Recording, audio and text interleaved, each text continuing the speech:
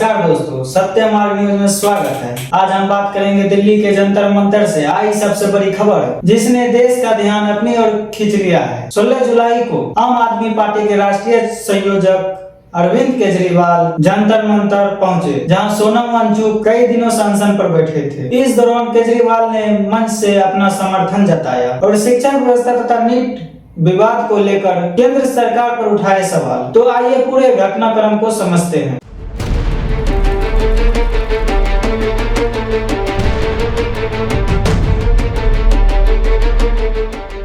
दिल्ली का जंतर मंतर लोकतांत्रिक तरीके से विरोध प्रदर्शन का प्रमुख स्थान माना जाता है। इस बार यहाँ सोनम वांगचुक अपने समर्थकों के साथ अनिश्चितकालीन समर्थकों के साथ बैठे थे। उनके प्रमुख मांग शिक्षा व्यवस्था और नीट से जुड़े कार्रवाई पर बताई गई। इस बीच अरविंद केजरीवाल पहले ही घोषणा कर दी थी कि वे 16 जुलाई को जंतर मंतर पर पहुंचकर अपना समर्थन देंगे। उनकी यात्रा को देखते हुए इलाके में सुरक्षा भी बढ़ा दी गई। जब केजरीवाल मंच पर पहुंचे तो समर्थकों ने उनका स्वागत किया। उन्होंने अपने संबोधन में कहा कि वह सोनम वांगचुक के साथ खड़ा है और शिक्षा व्यवस्था की सुधार की जरूरत है। उन्होंने केंद्रीय शिक्षा मंत्री धर्मेंद्र प्रधान के इस्तीफा की मांग की तथा सोनम वांगचुक की प्रशंसा की। उन्होंने यह भी कहा कि शिक्षा देश के बहुत ही महत्वपूर्ण विषय है और इस पर गंभीर चर्चा होनी चाहिए। उनके भाषण के बाद राजनीतिक प्रतिक्रिया का दौर भी शुरू हो गया। केजरीवाल ने अपने समर्थक में कहा कि उन्होंने सोनम वांगचुक के आंदोलन का समर्थन करने आए हैं। उन्होंने शिक्षा व्यवस्था और नीट परीक्षा के मुद्दों पर सरकार की आलोचना की। अपने भाषण में अरविंद केजरीवाल ने केंद्रीय शिक्षा मंत्री धर्मेंद्र प्रधान के इस्तीफे की मांग की और उन्होंने कहा कि शिक्षा व्यवस्था में सुधार की आवश्यकता है और अरविंद केजरीवाल ने सोनम वांगचुक की भी सराहना की। इसके बाद उन्होंने कहा कि देश के युवाओं का भविष्य भी शिक्षा से जुड़ा हुआ है। यदि परीक्षा प्रणाली पर सवाल उठते हैं तो उनकी निष्पक्ष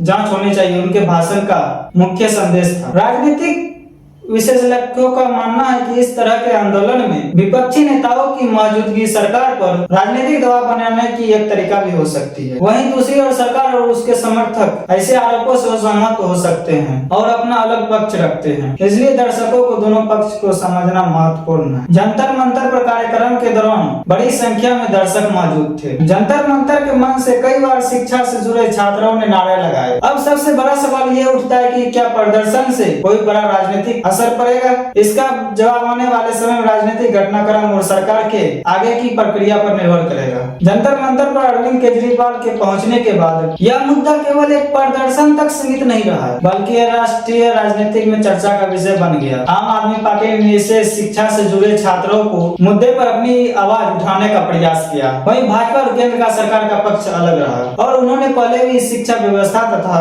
परीक्षा सुधारों पर अपनी कदमों का बचाव किया है। अब सवाल ये उठता है कि प्रदर्शन पर इसका क्या असर पड़ेगा। राजनीतिक विशेषज्ञों का मानना है कि ऐसे प्रदर्शन केवल किसी मुद्दे को राष्ट्रीय चर्चा में लाने का काम कर। हालांकि इससे नीतियों में बदलाव होगा कि नहीं, यह सरकार के फैसलों, न्याय प्रक्रियाओं और आगे की राजनीतिक घटनाओं पर निर्भर करता है। और कुछ लोग ने इस मामले में केजरीवाल को समर्थन में सही बताया और कुछ लोगों ने वहीं पर राजनीतिक रणनीति भी बताया। अलग अलग लोगों की राय अलग अलग हो सकती है। अब इसमें देखे तो आगे क्या होगा। यदि इस मुद्दे पर सरकार की ओर से नई घोषणा या बयान होती है तो राजनीतिक बहस और तेज हो सकती है। यदि आंदोलन जारी रहता है तो अन्य विपक्षी दलों के नेताओं भी समर्थन देने पहुंच सकते हैं। 16 जुलाई को अरविंद केजरीवाल को दिल्ली जंतर मंतर पर पहुंचना एक महत्वपूर्ण राजनीतिक घटना रही। उन्होंने सोनम वांगचुक के आंदोलन का समर्थन किया और शिक्षा व्यवस्था की नीट पेपर मामले को लेकर के अपनी बात रखी तथा केंद्र की आलोचना की। और दूसरी ओर सरकार तथा इसके समर्थकों का अपने विषय पर अलग दृष्टिकोण है और अपने विषय पर ऐसे मुद्दे पर अलग अलग राय होना स्वाभाविक है। अब सबसे बड़ा सवाल यह होता है, क्या प्रदर्शन में कोई बदलाव होगा या नहीं। इसका जवाब आने वाले दिनों में सरकार के फैसले और आंदोलन की दिशा और राजनीतिक घटनाक्रम से मिलेगा। फिलहाल यह कहना जल्दबाजी होगी कि इसका अंतिम निर्णय क्या होगा। लोकतंत्र में प्रदर्शन करना, अपनी बातें रखना यह संवैधानिक अधिकार है। वहीं सरकार का पक्ष और उसके निर्णय भी लोकतांत्रिक प्रक्रियाओं का हिस्सा है। इसीलिए किसी भी निष्कर्ष पर पहुंचने से पहले सभी पक्षों का बात सुनना जरूरी है। तो इसमें आपकी राय क्या है? क्या जंतर मंतर पर हुआ प्रदर्शन शिक्षा व्यवस्था में सुधार की दिशा में एक महत्वपूर्ण कदम है? क्या इससे सरकार पर कोई प्रभाव पड़ेगा या फिर यह केवल एक राजनीतिक संदेश था? अपनी राय कमेंट बॉक्स में जरूर बताएं। अगर यह वीडियो आपको जानकारीपूर्ण लगा हो तो वीडियो को लाइक करें और अपने दोस्तों के साथ शेयर करें और हमारे चैनल को सब्सक्राइब करना न भूलें, साथ ही बेल आइकन दबाएं ताकि देश दुनिया की सबसे बड़ी खबर आप तक पहले पहुंचे। धन्यवाद। मिलते हैं नए वीडियो में एक नए विषय और एक नए राजनीतिक नई जानकारी के साथ। जय हिंद।